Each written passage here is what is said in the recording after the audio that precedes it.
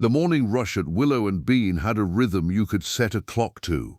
Steam hissed from the espresso machine, spoons clinked against ceramic, and sunlight cut through the front windows in long golden bars that landed right across the pastry case. Regulars laughed over their lattes. Strangers made small talk in line. It was the kind of place that felt like a hug on a cold day for almost everyone in it. Almost, because behind the counter stood a young woman who never quite let herself belong to that warmth.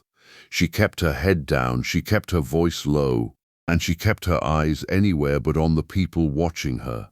Something about her didn't match the room. While everyone else moved through their morning without a second thought, she moved like she was carrying something heavy that nobody else could see. Most people who came through that door barely noticed her at all. And the ones who did notice usually did it with a raised eyebrow, a muttered comment, or a look that lingered a second too long. But on one particular Tuesday, a small voice noticed her in a way that no one, not one single person in that town, ever had before. Before we get into what happened next, I want to ask you something. Do you believe people deserve a second look before they get a final judgment? If you do, hit like, drop a comment, and subscribe to this channel, because stories like this one are why we keep telling them. Her name was Grace, 23 years old, though most days she felt decades older than that. There was a version of her life that once had a very different shape, a girl who studied hard, who dreamed of running her own classroom one day, who imagined a future built on chalk dust and small victories. That girl had plans. Then she fell in love at 18 with a man who was better at making promises than keeping them. By 20, she was raising a son by herself, and the town she'd grown up in, the one that used to know her as the girl with the bright future, started knowing her as something else entirely. A cautionary tale, a name people said in hushed tones at the grocery store. The job at the cafe was the only door that hadn't closed on her, mostly because the owner was one of the rare few who didn't care what people whispered.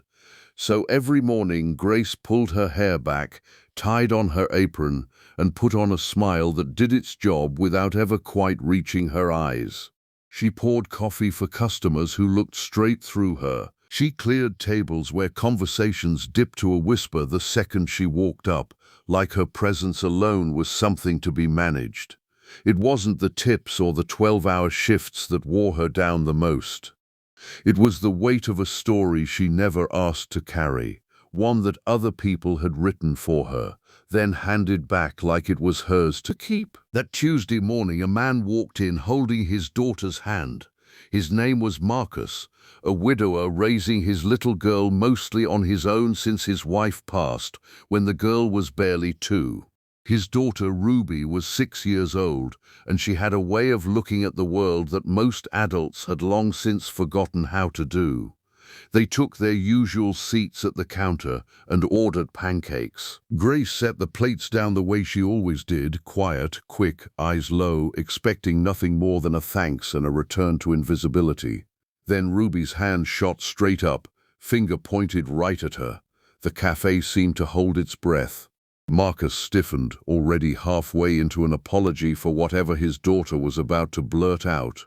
A couple nearby glanced over, curious. Grace felt the old familiar heat crawl up her neck, that brace for impact feeling she knew far too well.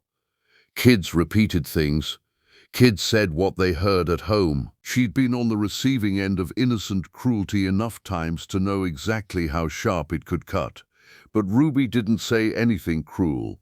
"Daddy," she said, still pointing, her voice small but perfectly clear, "she looks like an angel who's just really, really sad." For a moment, Grace forgot how to breathe. Nobody had looked at her in years and seen anything other than the story the town had assigned her. But this 6-year-old girl hadn't seen the rumors. She hadn't seen the mistakes. She'd seen straight through all of it to something underneath. Something Grace had almost forgotten was still there. Her eyes lifted and met Ruby's, and something in the wall she'd spent years building cracked, just slightly, right down the middle. Marcus looked at Grace properly for the first time, not as background noise, not as the waitress, but as a person, and what he saw surprised him. Tired eyes, yes, but underneath them, something steady, something that hadn't been broken no matter how hard life had tried. Grace turned away quickly, busying her hands with nothing in particular. She wasn't used to being seen like that. The cafe went back to its usual hum, but something in the air had quietly shifted. For the rest of breakfast, Ruby kept sneaking glances her way, grinning every time their eyes met. And Grace, cautious, guarded Grace, felt something she hadn't let herself feel in a long time. Not romance, not yet. Just the smallest reminder that maybe she wasn't only the worst thing anyone had ever said about her. Marcus and Ruby came back the following week, and the week after that. Each visit, Ruby's whole face would light up the second she spotted Grace, and Marcus would offer a small nod that felt more real than any polite gesture she'd gotten from this town in years. Slowly, tentatively, conversation crept in, comments about the weather, questions about Ruby's kindergarten class, a shared laugh over something small. For Grace, those minutes at the counter became something to hold on to. But the rest of her life hadn't gotten any easier. She still worked back-to-back shifts to cover rent. She still came home to a cramped apartment where her son Eli was waiting for her, hungry for more time than she had left to give. She still felt the stares when she walked through town with her grocery bags, still heard her name dropped in conversations that stopped the second she got close enough to hear them. One night, after an especially long shift, she sat on the edge of her son's bed and cried quietly after he fell asleep. He'd asked earlier why the other kids at school had new sneakers and he didn't. She hadn't had an answer for him. In the dark of that tiny apartment, she found herself thinking of Ruby, of a 6-year-old who had looked right past all the noise and called her an angel. It wasn't much, but it was enough to get her through one more morning. Weeks later, the cafe announced a small community night, inviting families from around town to come together for one evening of food, music, and connection. None of them expected to change anything. But it would.